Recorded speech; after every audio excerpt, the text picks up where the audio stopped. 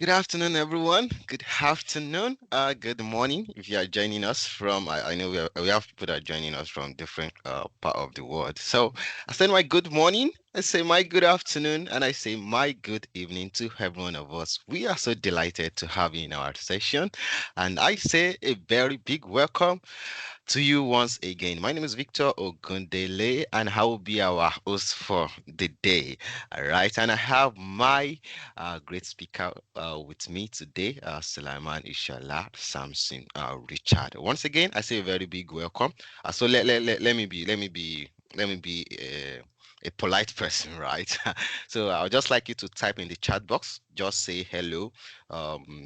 If it's good morning from your side, if it's good afternoon, if it is good evening, just say something or just type hello so that I'm sure. I came in before you guys.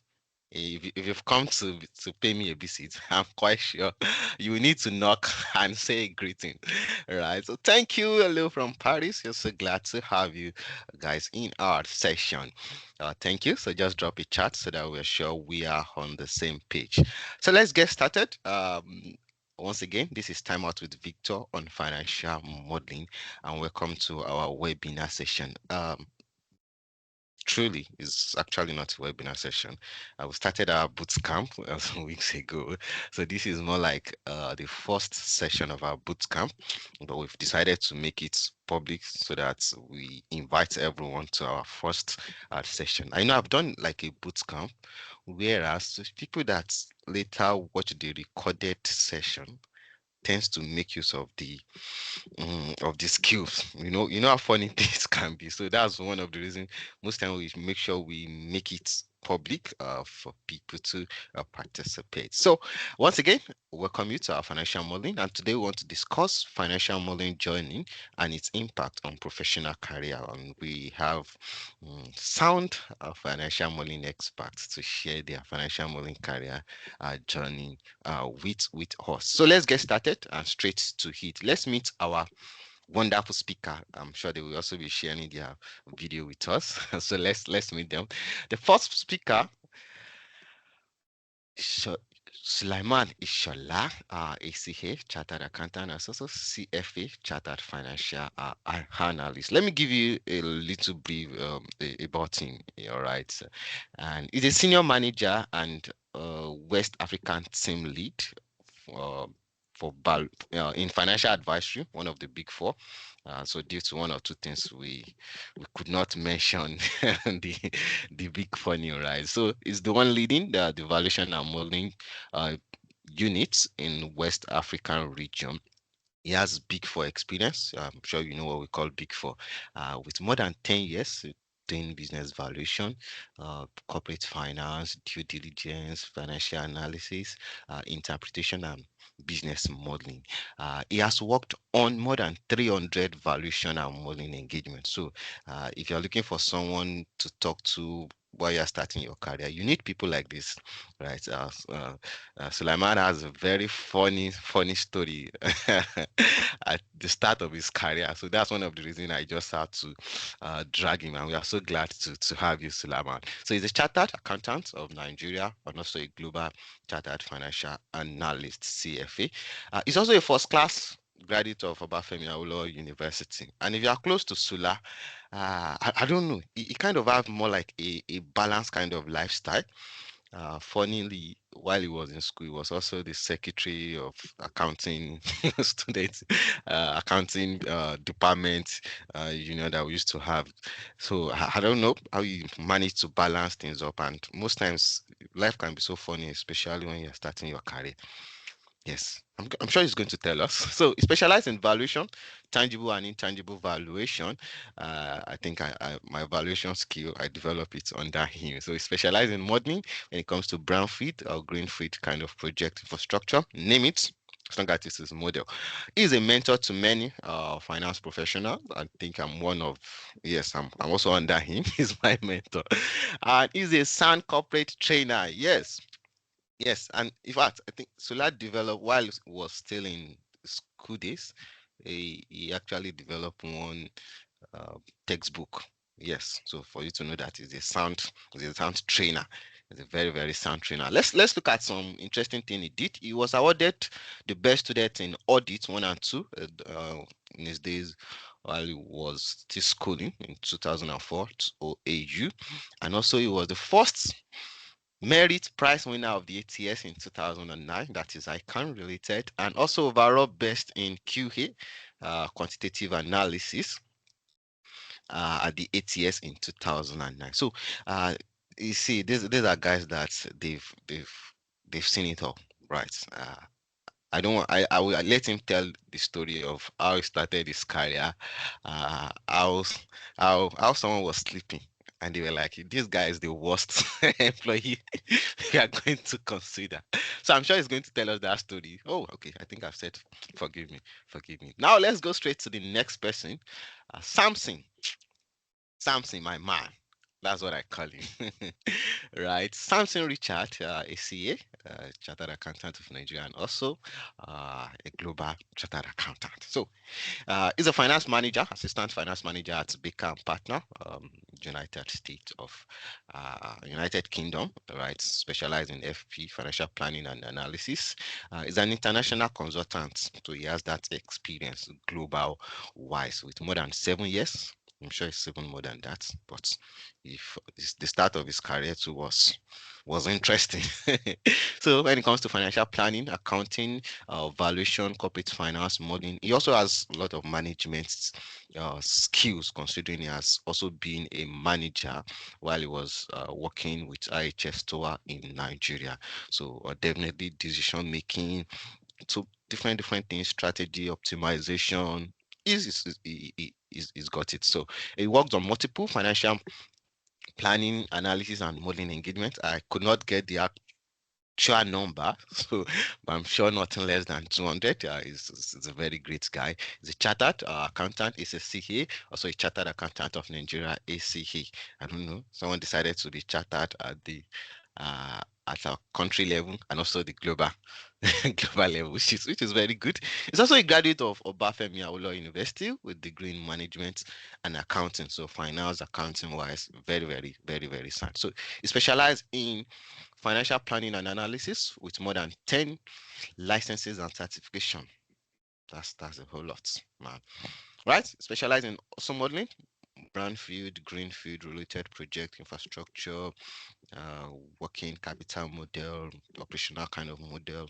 Is good at it. He's also a mentor to many finance professional, right? He's also a sound corporate trainer. So it looks like I brought the trainer league guys, right? So here, my name is Victor Gundele. I'm the host. I don't need to bother you with my own. I'm sure at least what you know is I'm the host, and that's it. But by the way, I work with the EY financial modeling and team in London here as an executive, right?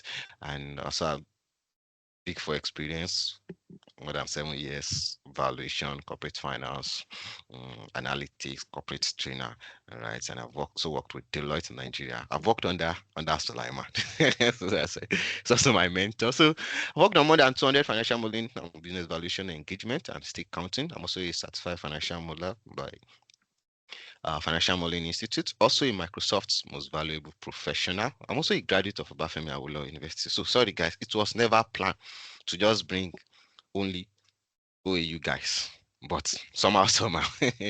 So specialize in business valuation, also specialize in modeling, specialize in training content development. Am I a mentor? Because me too, I'm still looking for a mentor, so I'm not sure of this. So I'm a sound corporate financial trainer. Because I won the Financial Modeling Trainer of the Year in 2022 by Financial Modeling Summit 2022. So let's get straight into it and let's start our discussion. So Sulaiman, I would like to have you on the video and also Samson so that I can stop my screen share and let's have you guys. I hope you can share your video. Let me see. Okay, think I've yeah. Please confirm if you can share your video so that I'm sure. Oh, perfect. Samson. Okay, yes, I can see your face. I can see your face. And yes, so Sulaiman. Can you see me? My video is actually Okay, yeah, perfect. Oh, okay. So thank you so much. Let me stop sharing so that I can see our video.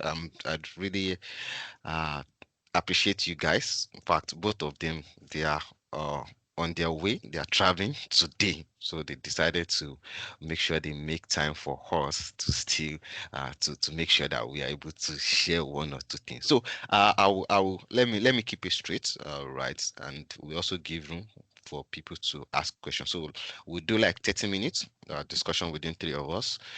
Then if you have any question, as we are also discussing, just be dropping your chat in the chat box.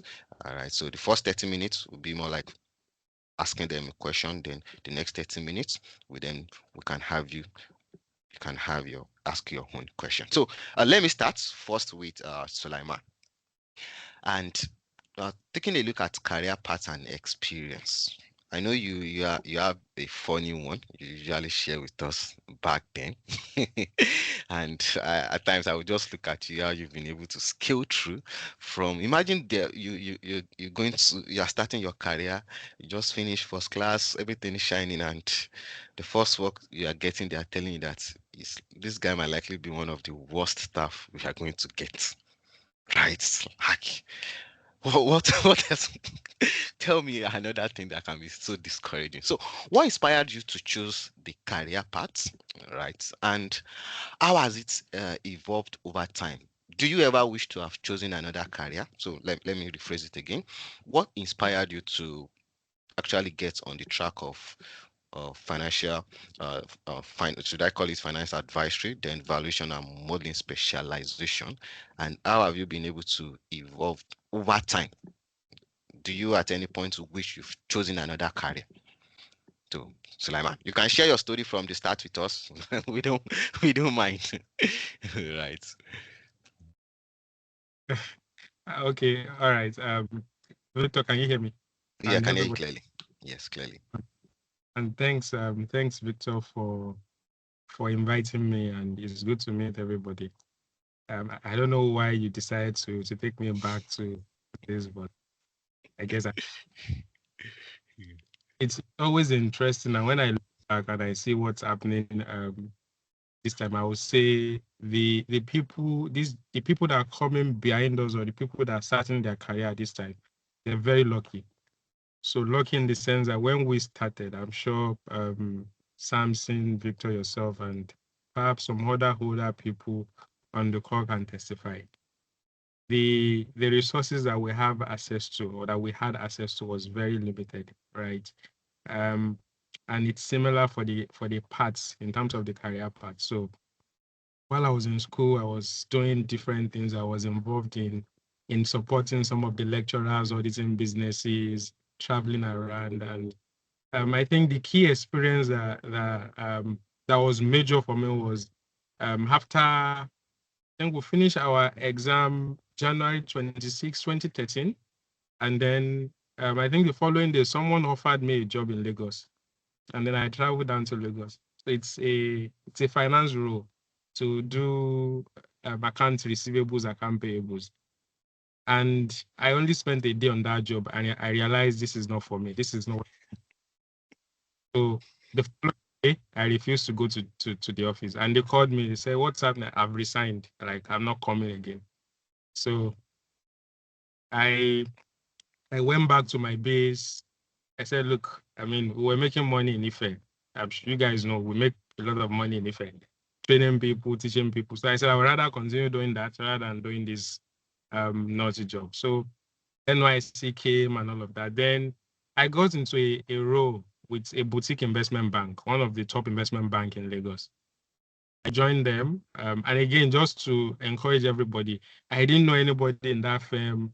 I reached out. It was a cold call, so you can literally cold call on LinkedIn, reach out to people, and you get a good job if you have a good CV. So that's what I did, and then I got the job. So while I was there, I realized that investment banking then, or what I was doing, I mean, the debt capital market was really booming. So it's really majorly raising debt. And debt is 50% or 80% law and 30% finance, right? So I found myself in another career path I didn't want. Like, what the hell? Why am I doing law? Why am I having to read SEC rule? Why am I dealing with all of this? So what did I do? I resigned. And then I started looking for, fortunately for me, PwC came calling. So I joined PwC. I was a PwC training, the graduate training, 6 weeks. After the 6 weeks, they were putting us in different departments, right? I got into a department and they told me I was going into, I think they call it capital markets accounting advisory. I can't remember, but the summary of everything was that I was going to be doing IFRS. IFRS was easy peasy for me. I knew IFRS so well. It was at the back of my palm then. I've written a book on IFRS. So I'm like, no, I don't want to do something where I feel I will be like a champion. I was looking for a new challenge. So I told them I want to be in corporate finance. They said, no, it's not possible. You needed to do this, that. What did I do? I resigned.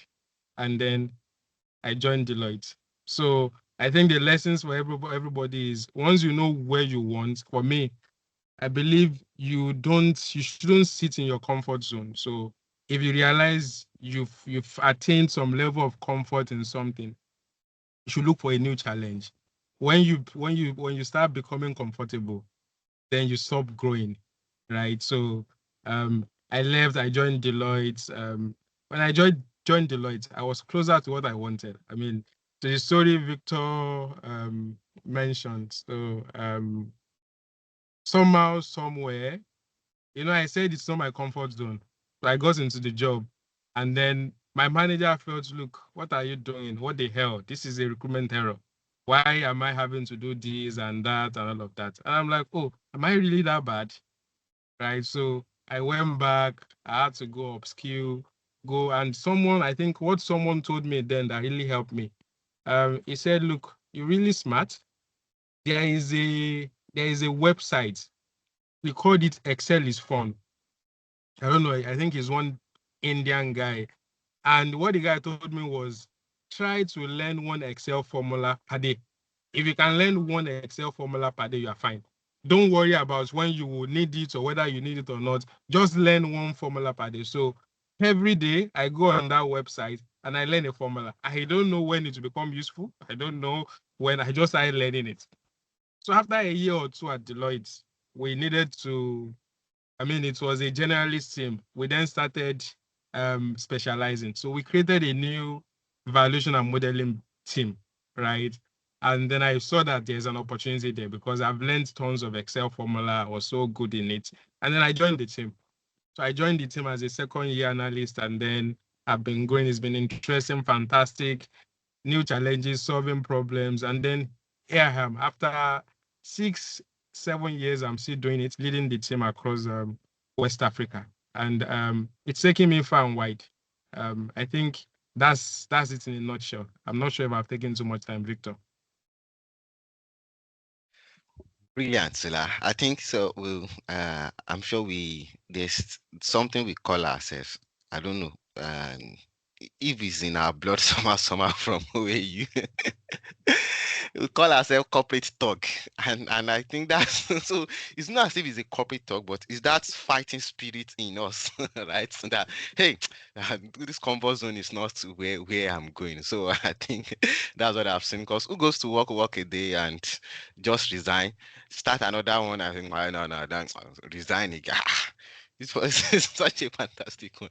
I love that. So I'm still going to ask Samson the same thing, but I know because you said you're on a journey. So let me just ask you the second one, right? Then you can switch off your video and you can always respond via the audio one. So, what were the biggest challenges you faced at the start of your career?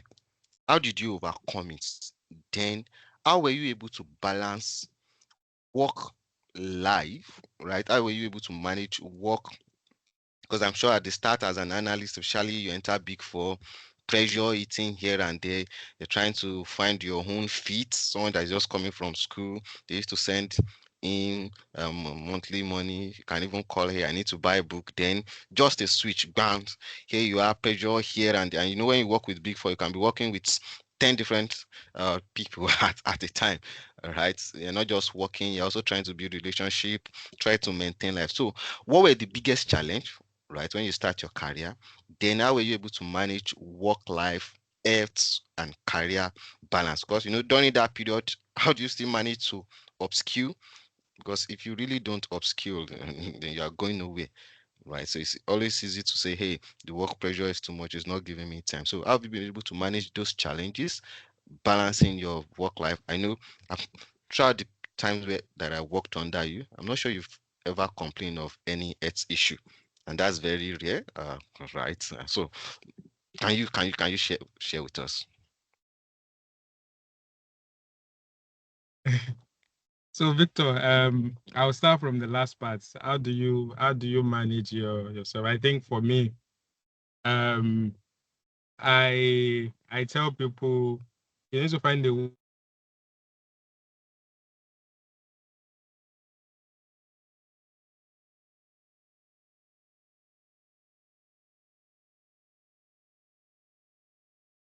Okay, I think his network is acting funny.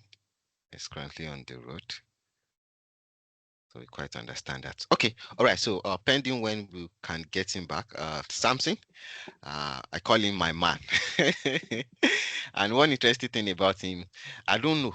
You know, when you have someone like your boss, imagine this guy is a manager, you're also a manager, and he comes attending your training, and you be like, guy, what happened? What are you doing here? So luckily it was part of the first time out Victor Financial Money Bootcamp that we did.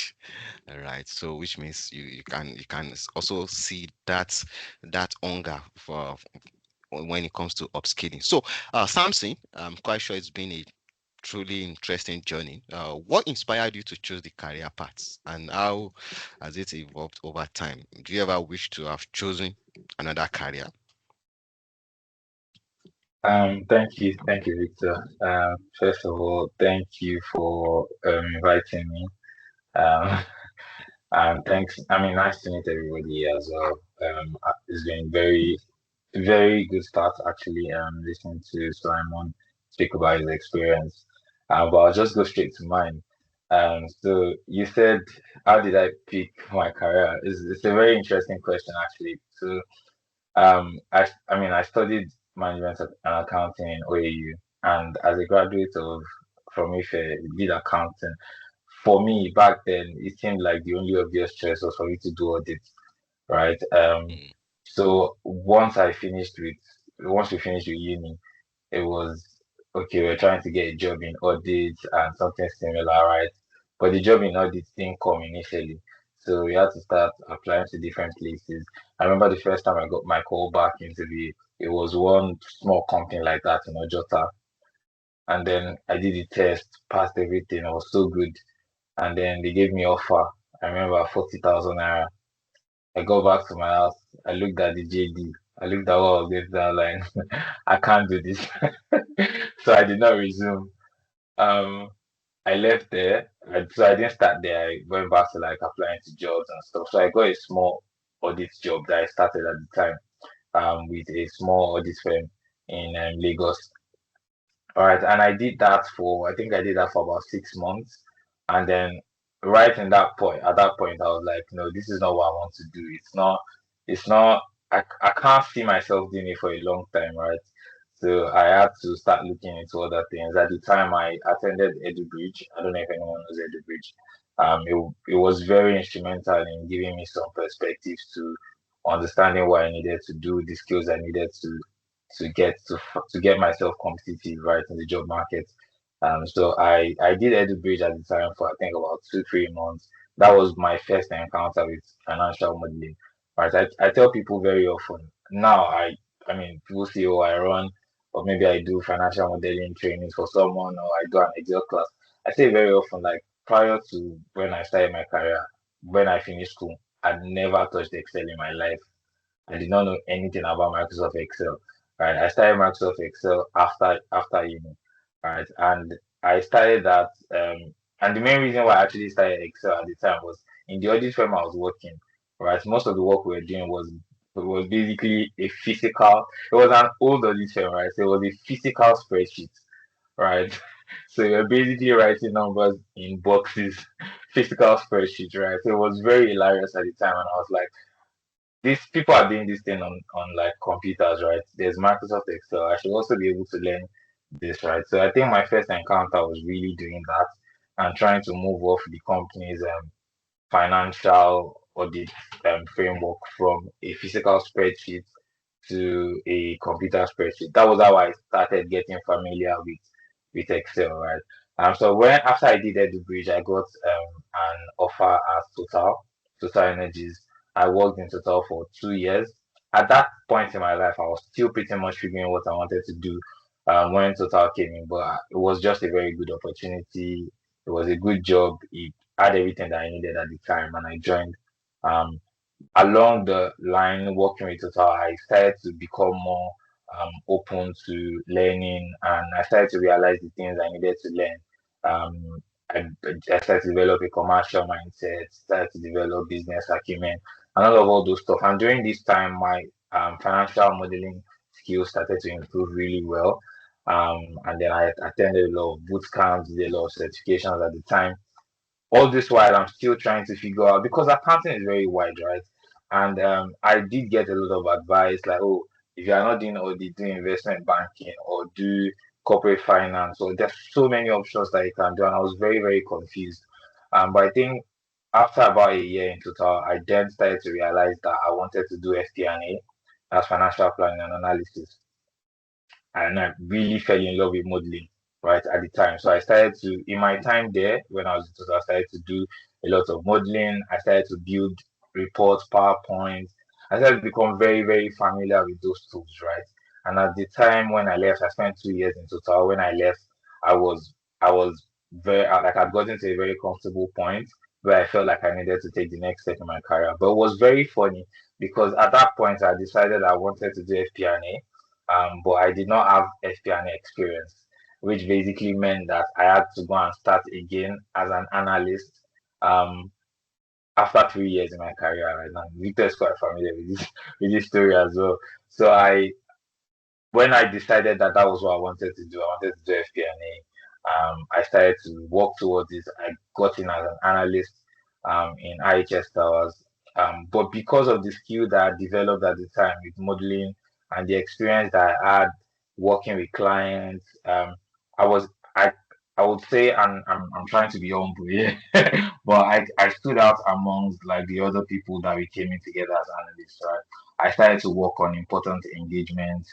I started to work on important models. I remember my first 6 months, right, as an analyst in IHS, I had to build the company's revenue model. And this is a company that is a global company, right? And up until now, I mean, unless there's been any change because I've left now, that model is not just used in Nigeria, it's used in like in the UK as well, it's used around the company. Right. So from there I started to get better, work on reports, work on different type of engagement. And as I continued to build that level of excellence in the work that I was doing, I started to get into big meetings, started to work on like top engagement, started to work on um, priority models, right? And with that, I basically started to improve. I really improved at the time. I rose in my career, I became a specialist, I became a manager. And yes, that's really been the story of my career. And until recently, this year, I was able to I moved to the UK as well, and um, the financial modeling experience that I've built right over the years also then stood out for me because I got into the UK very recently, and I started to work on like big stuff, and then I'm getting into meetings with partners, and then people are recognizing you.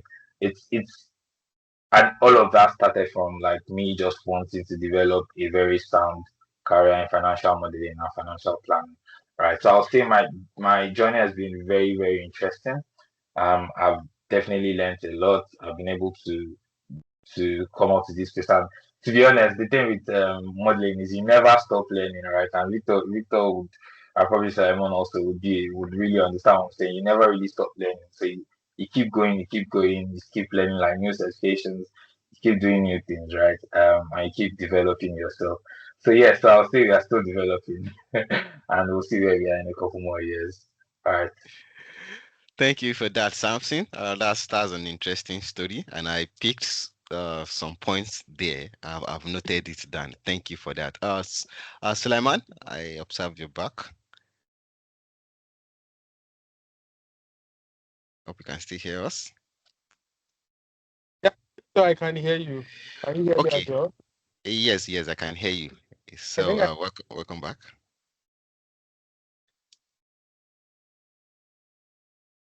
yeah. Can you hear me? Okay, yes, I can hear So you now.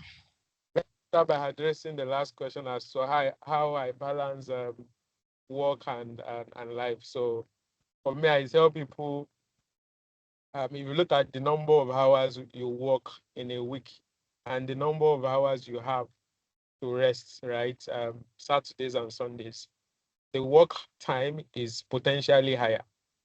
So if you really want to have a good life, you need to find a way to integrate your work um, into your life and integrate your life into your work.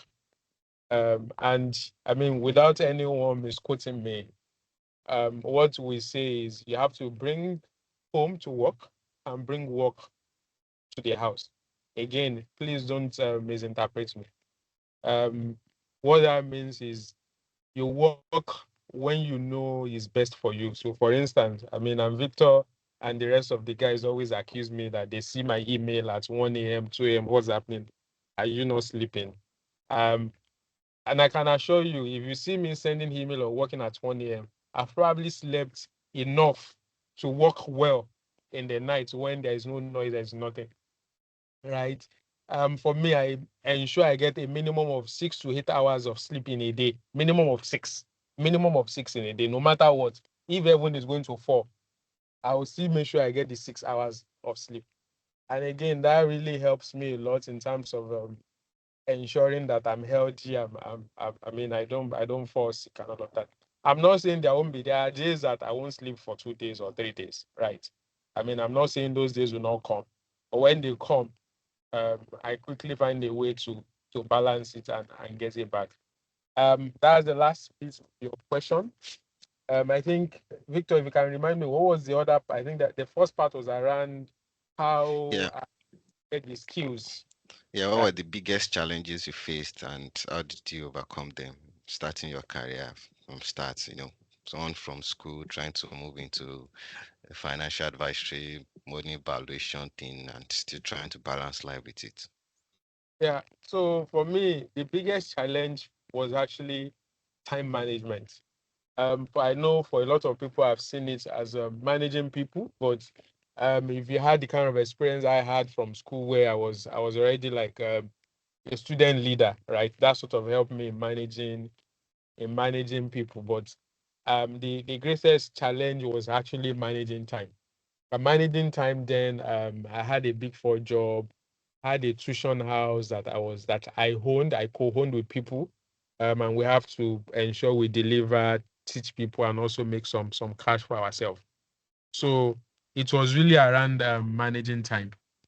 In terms of how I was able to overcome those challenges were really around.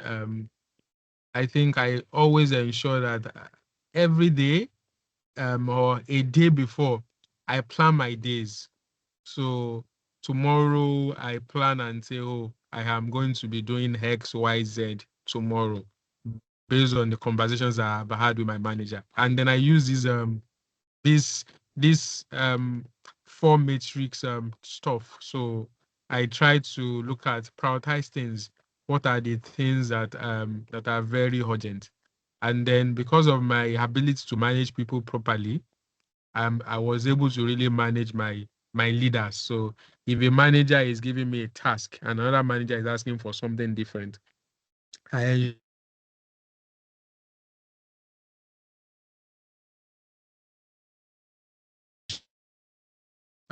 you have asked me to do some things for you. You have asked me to do some things for you. Um, which one is quite urgent. So you guys can put and discuss among yourself and tell me which I should prioritize. I don't want to get in between you guys.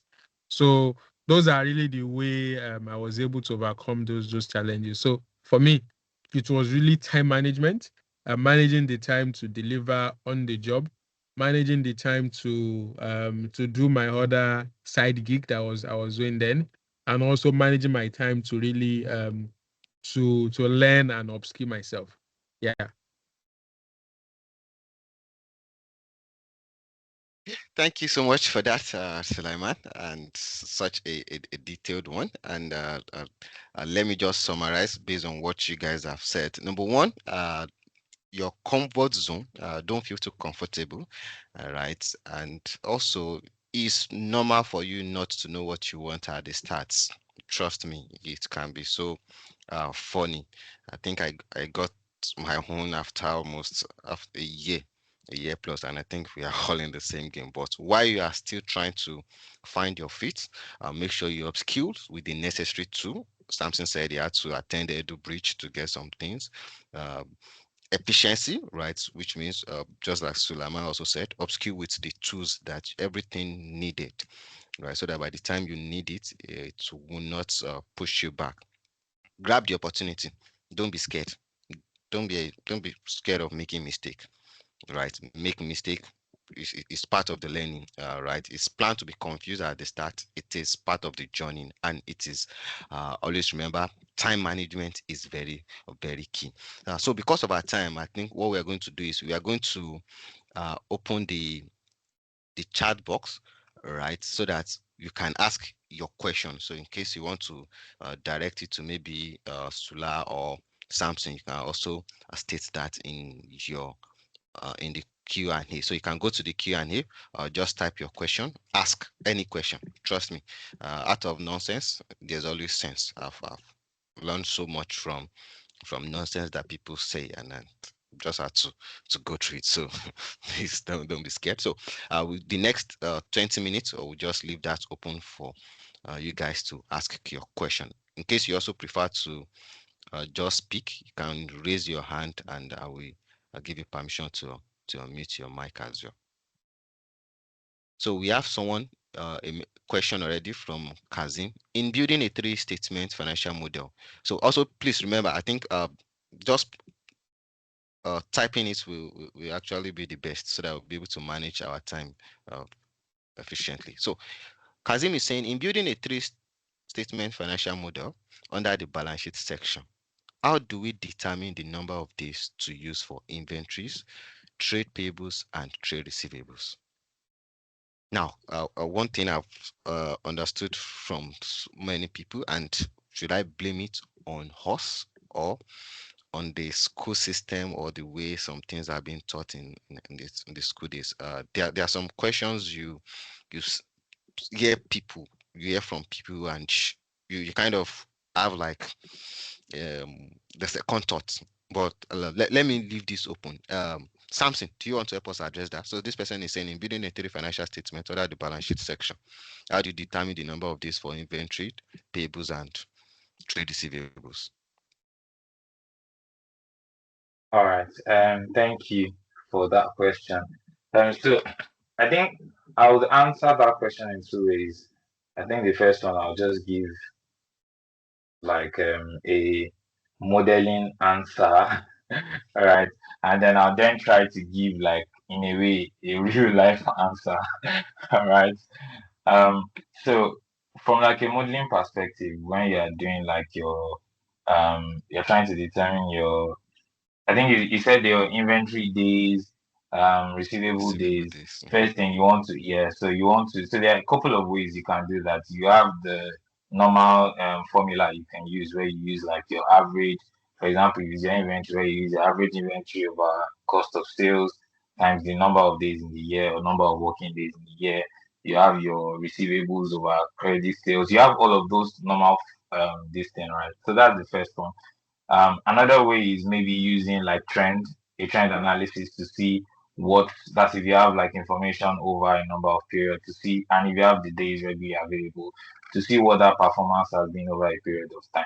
right? So what has been the inventory days or the receivable days, all of that, right, over a period of time. So there is the textbook answer, right? But why I said like from a real life perspective is also working in FP&A. I've come to understand that there's a lot more complexity when it comes to determining all many of all these things that in real life may be outside of your scope. So you'd also learn to lean into a lot of specialists. So what do I mean? If I'm trying to work on inventory, like you said, maybe a receivable days for a model I'm building for my organization, for example, I'm not just going to make an assumption based on what my historical have told me. Like maybe I've done an historical calculation. I would not just carry that and take it into my model. You'd also need to do what we call business partnering, right? Where I go to meet the actual guys that are responsible for those numbers, like your commercial department or your sales department, to measure what to measure or to compare what you are having in terms of your historical versus the expectation that they have. You know that one thing I like to explain when you talk about modeling, it's not a very foreign concept, right? So a model is basically you transcribing what is happening on real life to a spreadsheet, right? So whatever it is you are putting on your spreadsheet has to reflect whatever is happening in real life, right? So as much as I can give a textbook answer and just say, "Oh, do your receivable day, your receivables over your credit sales times 365 or times number of all of that, right?" I would also say in real life, you will not just do that, but where you have the opportunity to go into discussions with the actual like with the guys that perform the or that are responsible for the numbers and have a discussion to compare what you are saying with your historicals versus what is happening in reality. All right. That way, you know if you need to make any adjustments to your model, if you need to make any extra assumptions in determining your receivable days, or if there are already existing assumptions that just need to be tweaked a bit. Right. So I think that would be my response to that question. Okay, all right. Thank you for that. Suleiman, do you want to help us contribute to that question? Yeah, Victor, my response won't be different from what Samson said. Look, guys, what I tell people is if you look at just the theoretical definition of what the model is, it's I say it's a mathematical representation of real world situation, right? As much as possible, ensure that you model reality, right? Look, anyone can model. In fact, I've worked with some organizations on some projects where there's an AI that was able to build a model for us. All we needed to do is just to say, look, these are the assumptions, and then we generate the three-way financial statements. So anyone can do it. What is critical is, as Samson mentioned, the business partnering is critical. Who are the guys that will run these numbers? The guys that have been running payables, they know how long it typically takes them to pay people, right? The same thing goes for receivables guys. They know, and they know the plan, they know the strategy they're looking to roll out, right? Sit with them, understand them. The storekeeper knows how long each of these inventories take in the store, right? So you need to really, I mean, history can completely be different from what you are looking to project. So there's a part of looking at the historical performance. There's also the part of really understanding what the strategy of the business is and the business manager. So putting all of this together, you can make assumptions that really work. Again, you have to mathematically represent the real world situation.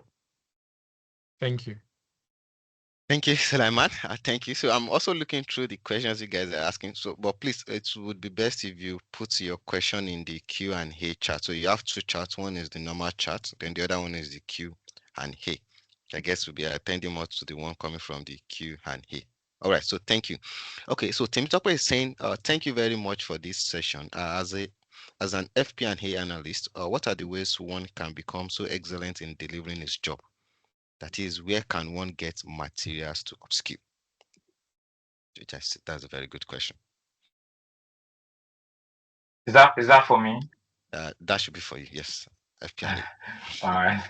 Okay. So if you're trying to get materials to upskill, to be honest, right, materials are always going to be around you. If there's one thing that you cannot lack, it's materials. They're always going to be abundant. So I'll say the first step is what you're doing. So you are attending like this boot camp with Victor, and if there's anybody that can help you start up with the skill you need, I recommend absolutely. So this is the first, like you're doing like well with starting with this. But then what I always say is when you take sessions like this, you can't stop with what you learn like in class or something. You always have to take it a step further. So that means that after every session, you take whatever you've worked on, and then you continue on that, right? So if one thing I know that Victor is going to do, for example, is you're going to get an actual real life scenario to work on. You're going to build a financial model for an actual company, right? And not just a hypothetical, right? So what that means is once you've done it with one company, you can do it with another company, right? You can always go on Nigerian Stock Exchange website or even like maybe a foreign company, right? Go onto their website and download their financial statements and build a model, right? And you can keep doing that for as many companies as you can until you get better and you get more comfortable, right? And as you keep like expanding on that and you keep getting better, you work on different scenarios, you start to learn other things, right? You learn scenario analysis, planning, you learn all those different things, different type of modeling, LBOs, and you keep expanding, right? So what I'm just going to say is you're starting well. You just need to keep take it a step further by taking whatever you learned and building on it. That's all. Thank you for that, Samson. That's a perfect response. Thank you. So Benjamin is saying, okay, that's about the boot camp. Sorry, guys. So we've actually we've admitted people that we want into the boot camp. As I said, we wanted 50. Uh, though we have 500 applicants, we wanted to get like 50, and we do the boot camp program. But we decided to first uh, admit we admitted all the 500 people. The first task, I'm quite sure people that have attended my boot camp knows that I can be strict. Say do this, submit before next session. If you don't submit, that's off. It's all about sacrifice. It can never be easy. So I'm sorry about that, Benjamin. Okay, so Peace is saying, okay, yes, good one, Peace. I think I'll allow Suleiman to take this. So Peace is saying, I currently work in the strategy department of a commercial bank, but interested in knowing financial modeling. And you know, one thing about financial modeling is if you are not doing it repeatedly, it can be very hard and difficult. So Peace is saying, is there a way to align this with what I currently do, or do I need to transit, right? Or, okay, do I need to transition? Yeah. Suleiman, want to help us address that? Someone that is doing something different and really want to move into this space. Yeah, look, please, I think you know the answer to your question from the way you crafted the answer. Sorry, from the way you crafted the question. Strategy is not completely different from financial advisory. Or if you want to be building models, I mean, I would imagine maybe your business gives it to a different department to handle for them, or perhaps they outsource it. So if you've shown capacity, you can make them realize that you can do it. I mean, and I believe every leader will be happy to keep whatever money they outsource or pay, right? Um, or if not, then you need to take a step closer to where you think the skills that you've developed will be useful, right? So, um, yeah, and you don't need to be doing it for a day for a daily job for you to take advantage of your skills. I mean, every day I see people call me. Just this morning, I've received a call on average every day saying, "Oh, look, I need you to help me with a model." I mean, on average, and Victor can testify to this as well. On average, I get this call every day, at least per day. Let's say one per day, or maybe one per week. If I'm exaggerating. So there are a lot of these opportunities here and there. You just need to show people that hey, you have the capability, you have the capacity, and if you've shown that ability to deliver, people can always give it to you. When I started modeling, I didn't have the opportunity. I mean, I wasn't even in the evaluation and modeling business. right? I was just and then doing it, finding it interesting. And when the opportunity came, I realized I've built about 10 models before he came. And when they passed it on to me, the manager was like, oh, he didn't even believe in me until I delivered, right? And that's the way, I mean, just assume, people say generally, preparation meets opportunity, right? If you are not prepared, when the opportunity comes, it's going to jump you. Even if it gets to your table first, he's going to jump you and go to the next person that is prepared. So you have to be prepared. You have to be ready, right? And stay close to everybody. Everybody, Victor, Samson, or myself, as much as reasonable and practical. If you stay close to us, you've shown that, oh, you have the capacity to deliver. I mean, for instance, people that are currently in Victor's bootcamp, some of them, they will show capacity. If Victor has a quick and dirty job that he needs someone to help him with, those are the kind of people who will refer the opportunity to, right? And that's the way it works. So to answer your question again in a nutshell, show your leaders that you can deliver, that you can do it, and let them know that you don't have to outsource or give it to another business to do, or take a step closer to where you think your skills will be required. Thank you. Perfect response, Sula. Thank you for that. Even we that work in the Big Four, at times there are guys that are not in the financial modeling unit, but because the unit is trying to save costs, to save money, right? Trying to meet up their departmental budget, their departmental revenue, right? They get those financial modeling engagement, and they ask their guys within their team to do it, and they can now send us, please help us review and do so. It's always good. It's always a great step. Okay, so Munachi is saying, thank you for taking our time for this session. I would like to ask, how can one get access to opportunity outside Nigeria? What step do I need to take, and how can I scale up to match requirements? Okay, so Nigeria is also a global word, to be candid. So getting opportunity out of Nigeria, I'm not sure I have a good response to that, but you know what I'll tell you?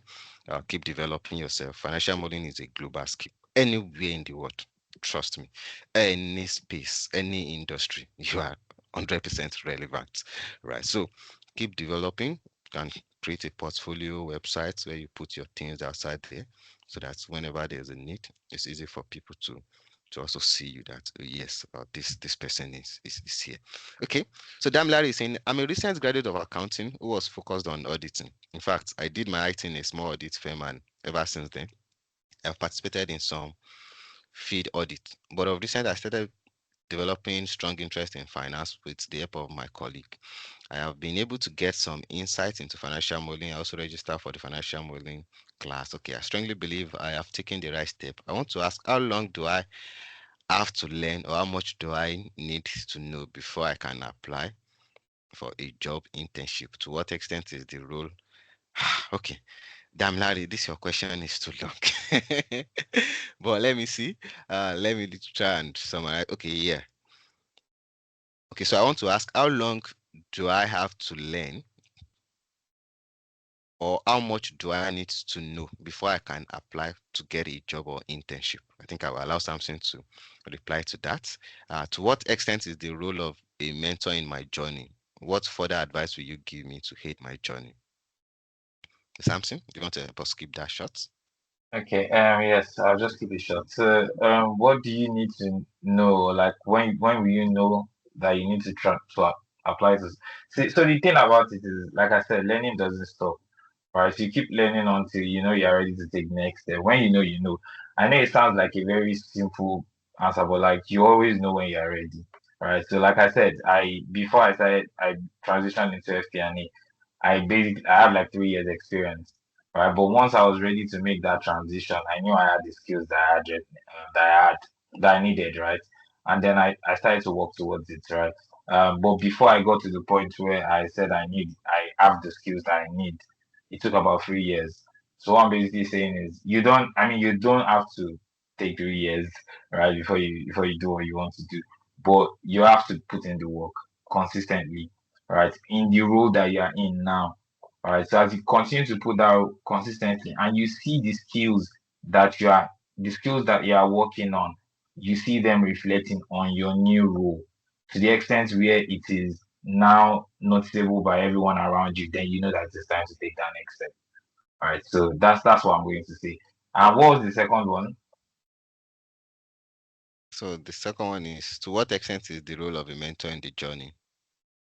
You are the one that is going to determine that. That's all I can say. You are the one that will determine the extent to which, most times when people like send messages, oh, I need to be a mentor, right? Most of the time they expect me to define the relationship for them. So it's always like, oh, okay, I need you to do the mentor, so come and do the work, right?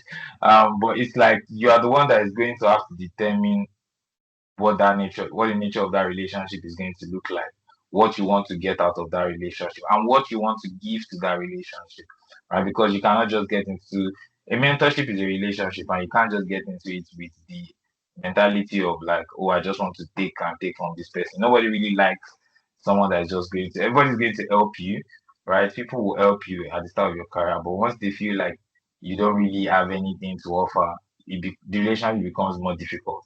Right. So think about what you can contribute to that relationship and then define what you want that relationship to look like. Right. And don't only look at mentorship from I say this every time, from the perspective of someone far ahead of you. I say a lot. I've learned so much from people that are peers, right? That are on the same level as I am, than I have learned with people that are far ahead of me. Right. So when you think about mentorship, don't just think about it from the perspective of someone that's like higher than you are. Think about it from a perspective of someone I can learn from, right? Whether or not they're on the same level with you or they're like higher than you are, right? So I hope to answer the question. Okay, thank you so much, Samson. Sulaiman, I think you are already on the way. Thank you so much for your time. I think we can let you go now. I'll catch up with you later and save journey. Okay, all right. So this is supposed to end in 1 hour, but we have multiple questions, right? Okay, so this person is said, to the mentor in the house, working outside Nigeria, how did you relocate? Okay, I'm sorry guys, I'm not sure I'm going to attend to that. Nigeria is also a global word, so Nigeria is also an abroad. So not everyone here is from Nigeria. Sorry about that. Okay, so in modeling for financial services, have you ever had the cost to use a direct method in building your cash flow?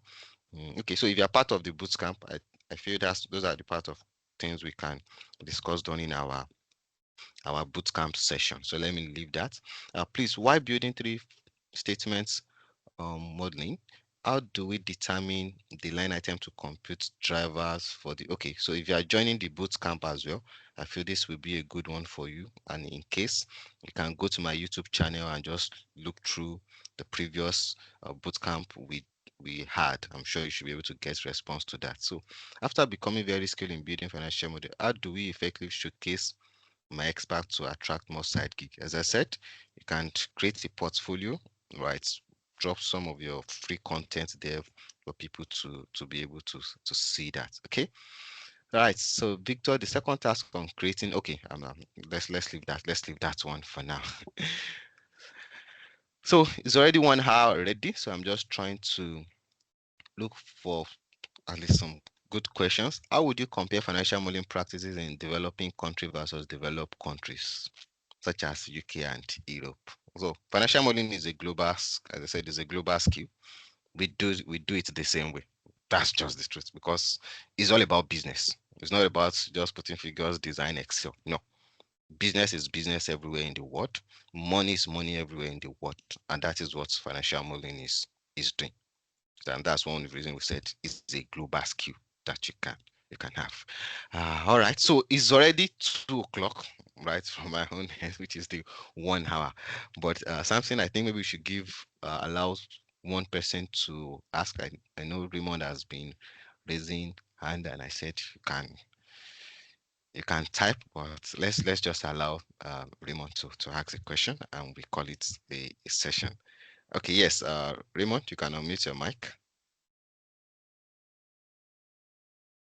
Please try to keep it short. We're going beyond our time. So you can unmute your mic.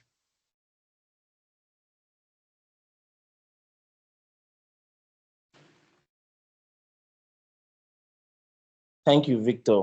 I've been trying my best since January to connect with you on LinkedIn, because in January you didn't accept it today apparently, but I know you might be busy as well. So since January, I've been trying to go into financial modeling. So my career journey has been that, okay, I work in a lending company in the finance department. Apparently, can do any report as far as finance is concerned in that line. So, but then I began to develop an interest in financial modeling in 2022. I needed to do my FMVA, the one that was sponsored by uh,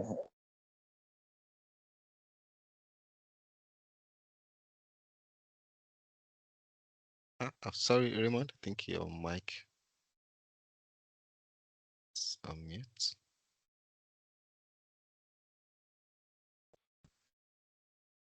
Are you hearing me now, please? Okay, yes, we can hear you. Okay, so sorry, please. I said, thank you so much. I've been trying to connect with you since January this year, but you were not accepting my request on LinkedIn, basically. But then I guess you are busy. I, I hope you I hope you are using your pictures. I don't really accept people that don't use Yes, pictures. I use my picture. I use my picture. So well, I'm I use sure my I attend picture. to every request every day. Sorry Yes, about that, sir. no problem, no problem. I understand. So I actually I work with a lending company in the finance department. Apparently, I can do any report as far as as far as lending is concerned, or finance in that line is concerned. But then I am concerned about my looking into financial modeling. As a result of that, in 2022, I took up the challenge to do my FMVA, sponsored by ALX on CFI learning platform. So I got it. But then it makes me to have more interest in financial modeling. Apparently, my concern about this, uh, my concern about raising my hand is I wanted to connect with you personally, and I want to go in that line. I want to develop a serious career in financial modeling. I want your personal mentorship, and I want your personal. I want to have a relationship with you in that. I want to have in my network to be a part of mentoring the line so that I can go fast in it. Many questions I can ask here, I can easily relate it to well. And I will be glad if you could give me that platform. Okay, all right. Thank you for that. I know I have so many messages regarding mentor. I'm sorry, guys, but see, the world we are living now. One is this. Yes, it's good to have a mentor. Am I sure I had one? But somehow, maybe where I'm working, I always have some good leaders, right? Mentors that I know I can see daily. And I'm sure Samson can also agree with me. People I can, or what's your own take on this, Samson? Just maybe the next, sorry, we just 10 minutes. I think this is a very good thing for us to discuss before we call it a session, especially that mentoring. What was your own view about it? Yeah, I mean, like you said also, I mean, and also relating to what I said, I learned the best things that I learned um from probably sessions I took, the work that I did, and also from people that I worked with. Because the thing about mentorship, like if you, for example, if you ask me if I mentor you, I can really only mentor you from like a soft skill perspective, but I don't have access to your work. So I can't say like the level of the work you're doing or what specifically you need to improve, or at least not as much as someone that actually works with you every day. Right. So all the people that I work with or that I've worked with, they are people that I pick. Almost everyone I've worked with really, I have like one or two things that I learned from them, still have a good relationship with them. Do you understand? And then they're the one that really show you like, oh, this is what you do. This is because you make mistakes, right? But when you make those mistakes, and this happens a lot in mentorship relationships, right? You want to put your best foot forward so that the person continues to be interested in you, right? But when you are working in an organization and you're able to form that good relationship with the person you're working with, when you do make those mistakes, they're able to call you to it and say, oh, this is how you improve on this. They have access to your work. They see you do it over and over again. They know when you are getting better, right? But from like an external perspective, when we don't have access to your work, what we're able to provide is maybe in a way guidance, in the way that we can, right? But not really like direct, not that direct improvement that or the direct magic that people will expect. And like I said initially, at the end of the day, everything is still dependent on you, the level of the relationship, what you get out of it, how you improve your career. It's not really about like the mentors that you have, it's about the work that you put in. Like Victor said, I also did not really have someone that would say, oh, this person is the person that made my career like bust out or something. Right. But every single person that I've worked with, every single experience that I've had, every single person that I've come in contact with from that perspective have improved me in one way or the other. And all of that, all of those experiences have culminated into who I am right now. Right. So don't seek mentorship just from one single person, but like as much as just try to soak in as much knowledge as you can and apply it as often as you can. That's all. Exactly. Okay, Thank you for that, Samson. Yeah. thank you. But my line of requesting, apparently I understand what you are saying, but Mm. when there are people who are in your line, who are in that line that they are ahead of you, I just feel, I'm in lending company. Apparently, I can say I'm the one that is even willing to learn more financial modeling. Then they are always concerned about ICANN and the likes. So there's no how they could either have be of good help. That's why I want to flourish make sure I nourish myself so I can move out of the place one.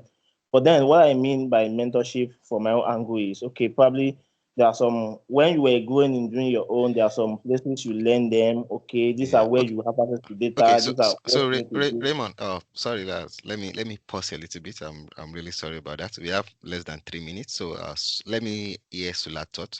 Sula is such a very senior man, so I'm sure he will be able to also shed more light. Yes, Sula. Just you can give us your audio. You don't need to share your video. Okay. Yeah, look, Victor, and Raymond, I think people find a way to over formalize mentoring and mentorship. You don't have to formalize mentorship. The people that I would say have made the most impact on my life and on my career are potential. I mean, of course, apart from my parents, there are people that I might potentially never see, like Mhm. never ever meet them. You get what I mean? And they've impacted me, they've impacted my career, and they will continue to do so in terms of the way I do some things, right? Um, in fact, for those that are Muslim, I would say the prophets has a way he has impacted my career. Prophets, I will never meet him, maybe in heaven or however you might want to put it, right? But there is a way that the Quran and the practices of the prophet has caused to work that I like to work. I mean, you have to do things in a proper way. You have to, because it's just Islamic to do things in the right way, just not to overflow religion. But in other ways, right, you will see things, you will see people, you will read about people. Victor might not necessarily have your time to sit you down and say, oh, look, but Victor can mentor you. Victor has a lot of the way he does his things is everywhere, is on YouTube. Is you can access it in that way. Victor is your mentor, right? Damodaran has a lot of things on valuations and co that some of us use, some of us rely on, some of us try to adopt. We might never meet Damodaran. So just to answer and to address it, don't over formalize mentorship. Don't wait until you meet the person before you accept the person as your mentor. And when you indeed accept people that you can meet physically as your mentor, make sure you give to them as much as you want to receive from them. Thank you. Thank you, Sila. That's that's the it has the summary of it all. Thank you so much. The truth is, see, uh, you're looking for a mentor. I'm also looking for a mentor. All right, you're battling with your life. I'm also battling with my life. The manager you're saying is not being fair to you. He's also battling with his own life and the higher you go, the more pressure you faced. So yes, we might not be able to respond directly, and that's one of the reasons I usually make sure I do my boot camp. And if you are lucky, you get into it. See, during my boot camp, you can spend 2 hours. Maybe after you've done the normal session, you can spend 2 hours trying to discuss, and those are the kind of opportunity I can promise you, right? But you see, send me a message. My own manager at work is saying, Victor, where's my reports?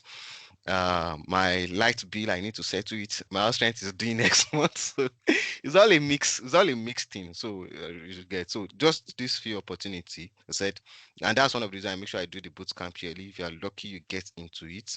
I can create 1-2 hours for you. We have that discussion. right? I can bring the likes of Samson. Okay, you know what, Samson, this is after the 2 hours, I just need you to come in. And we can do that a lot, right? So trust me, I really appreciate the test for you to get better and the whole thing.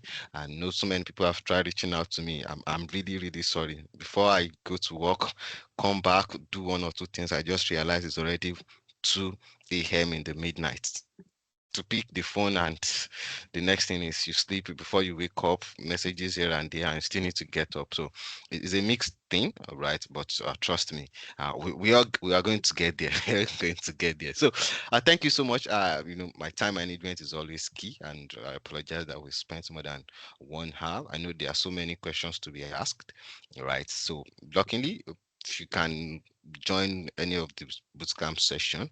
So I think next week we should get started with our practical session. So in case you are lucky, all right, then that would be a nice one. So also for our guys that will be joining us, please, I will encourage us to try and get like 2 devices if possible. So maybe if you can get 2 screen, that would be good.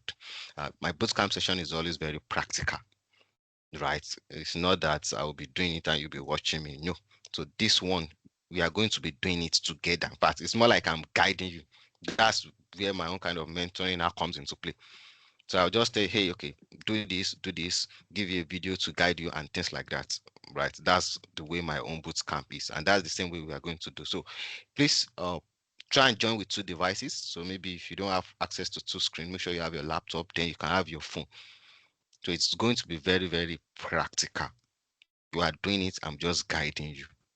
Okay. And also sorry guys, sorry, this bootcamp this time is actually not for like beginners like that. Yeah, so we really apologize, but I always drop content on YouTube to make sure we keep getting better. Check my portfolio out. You can also download some sample model documents that you can look through. When I started my model, trust me, there was no even video. In fact, people hardly knew what's financial model then. But you know what, I will look at what someone has done, sit down with it, think what's the reason behind this, why have they done it like that, and that's how I got better. So thank you so much, and I must really appreciate you. Thank you, Samson. I'm sure maybe guys will try and reach out to you. I was contemplating on creating like a group, maybe Teams group or a WhatsApp group where we call it a mentorship thing and people can ask different questions, but I just had to pull back from it. People can be dramatic at times and disturbance here and there. So, the little opportunity we have, I think we can make use of that. So Sulaiman, thank you. Despite being on the road, I still make time for us, and I hope maybe we should do this more often. Should do this more often so that I guess people have a lot of questions to ask that we're unable to attend to. All right. So guys, do you think I should try and drag Samson and Sulaiman again for another session? I know you guys ask a lot of questions and and we're unable to attend to it. We really apologize. Okay, so Samson and my guy Sulaiman. See, people are saying we should bring you back or that. You need to ask questions. You need to ask questions. And in case you also have someone, right, that you feel you've been trying to get across to, maybe in this financial modeling space, and you've not been getting their time. If you want me to bring the person to this our session, I can. Let me know the person. Right. It's such a free word, right? Okay. So thank you everyone. And we're going to call it a session for today. Thank you, Samson. More than grateful. Thank you, Sulaiman. Thank you so much. Thank you so much. All right. So my guys are also saying thanks as well. All right. So I'm getting names. You should bring David Brand. Okay, that's good. Oh, BFI team lead. Okay, that would be a good one. Maybe project finance, right? Okay. So thank you everyone. Thank you, Sulaiman. Thank you, Samson. I appreciate you guys. And bye for now. Make sure we enjoy the rest of our day and be good. Yeah, thanks everyone. Bye-bye. All right. Thank you, Sulaiman. Please enjoy your Thank you for having me. journey. Thank you, everyone. Right. Thanks, Okay. Samson. Thank you so much. And bye for now.